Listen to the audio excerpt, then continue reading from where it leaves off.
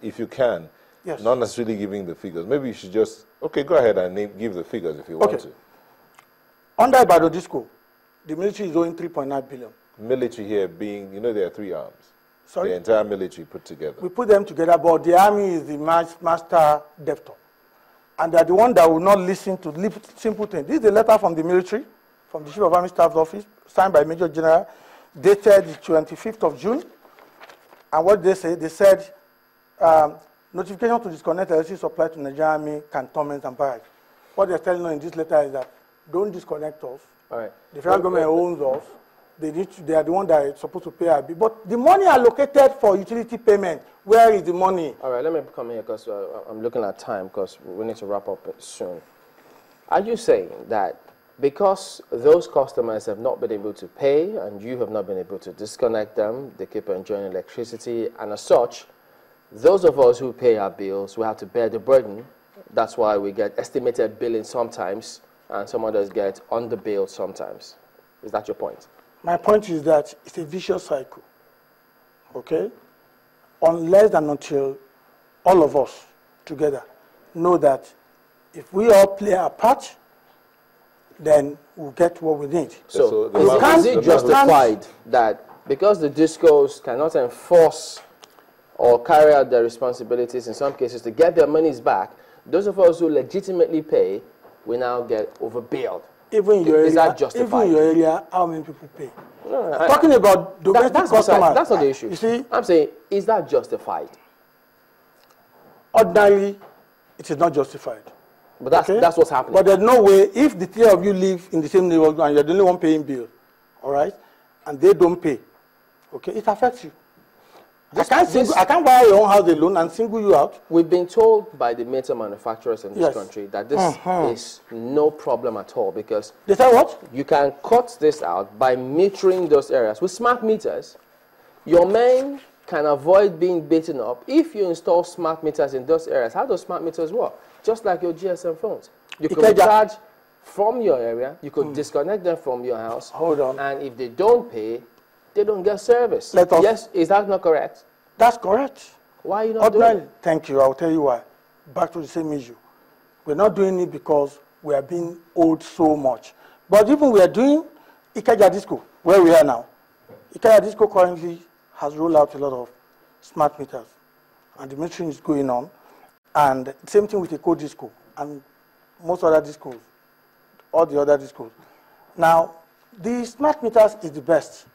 But the local meter manufacturer, the so-called local meter manufacturer, but meter, we should understand this meter. Why is it so-called? Thank you. That's why I say meter. Because I remember one time we used to have, they say, Peugeot made in Kaduna, made in Nigeria. There's nothing like that. Assembled in Nigeria. The meters, the electronic components of the meter are only assembled here. What they do is they manufacture the plastic that covers it, which is fine. It's okay. But the point is this. If you are a local meter manufacturer or assembly, you can't force me to buy your product if it is too expensive. There are two things with them. We patronize them. We bought over 500,000 meters from these people, which is fine. So what's the problem? But the problem is that, one, their meters are more expensive. Number two, they don't have the capacity. We have about 5 million metering gap in this country. Number three, if I know the source from where you get your meters and I can get it cheaper, then they don't have the financial capability, and they have also said that openly. Okay. So if I have a foreign company that's ready to give me vendor finance, why won't I go for that? I've got this question, and many are watching. Valentine is saying that he suggests that the fixed charge should be on percentage of what you consume. But you have many others who say, what's the rationale behind this fixed charge in the first instance? Because I still pay for service or electricity that I consume. Why do you still have the fixed charge? Okay, I'll take you back to the electricity value chain. The chart I give you is very important. If you look at that chain, 4% of whatever we collect goes to the regulator, the bulk trader, the market operator. And everywhere, I know about UK and USA, right? You pay fixed charges. Because that is the service charge. That is the charge for you having that service in the first place. So that's not about, and I know some of you have either studied abroad or you visit abroad, you are big men anyway. Your cousins abroad, ask them now in UK and US whether they can do without paying their bills and the fixed charges that go with it. So they pay the fixed charge for electricity, the service charge, you call it as well, for service delivered.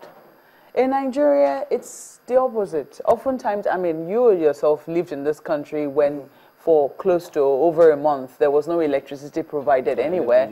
Yet, there was service charge collected. Exactly. Wasn't there? In the same way. What service were we paying for? Exactly. In the same way, you pay road tax or a form of tax for using the road. It doesn't mean that the expressway is good enough. So we have to look at the cause of the problem. I keep on telling you that the solution to this problem is what we should be looking at. What is the cause? Okay, let me quickly give you this now. Because people that make law, I wonder whether they owe themselves their own salary. As at this morning, the National Assembly is owing us 160 million. But the important thing I want to mention is that their last bill, last month, the bill was 31 million.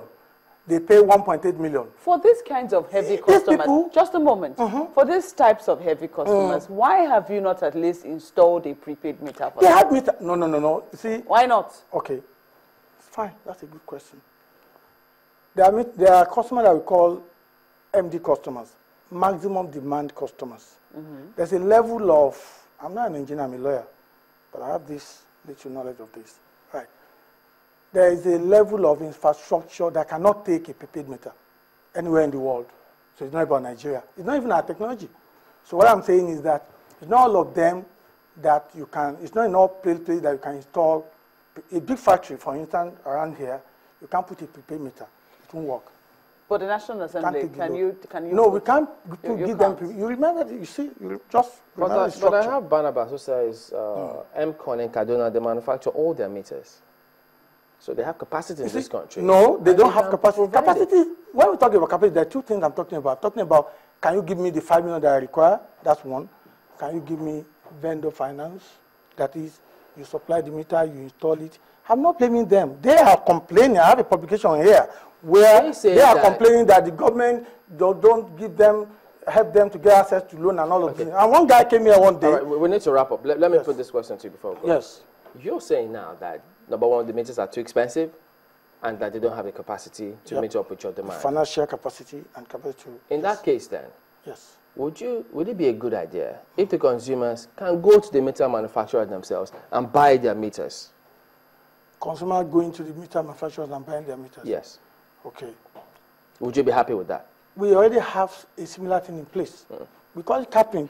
We do that. No, I mean... No, what I'm saying is, and I give that to Nigerians. No, at the moment... Many Nigerians are willing to pay for their meters, which is refunded to them over time. So what we do is, with the local meter manufacturers, we had an escrow account. People pay into their account. They go and meter the premises. We call it capping. It's a stopgap. At the moment... We are doing that, and we're still doing that. At the moment... It's not about you going to the meter manufacturer and then taking the meter to your house. At the moment, can't work. Do consumers, as it is now, yes, can I walk into the meter manufacturer and buy the meter? And then the discos then come and configure and then supply? Is that how it works today in Nigeria? That's what I'm saying. The way it works today is you show interest in buying a meter. We get the local manufacturer to come and install the meter. After the meter manufacturer supply the discos.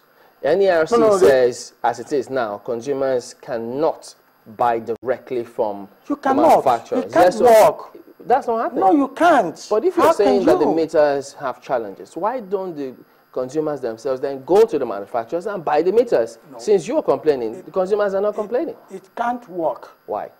It can't work because it's not just about you buying the meter and putting the meter in your house. I've mentioned that earlier on. There are a lot of things that have to be done. I have to have a lot of your data for me to know what is going on in your premises. I remember all these prepaid meters, people even bypass them a lot. These are challenges. We can have a whole day for this. Yes, but I'm saying we need to know the cause of the problem, and then let's see how we can solve the problem. Okay, well, perhaps we'll revisit this matter in the days ahead. Mr. Sunday Oduton is the Director, Research and Advocacy, Association of Nigerian Electricity Distributors. Thank you for coming on this morning. Thank you very much for having me here. All right, then. We'll be back after this break. Don't go away.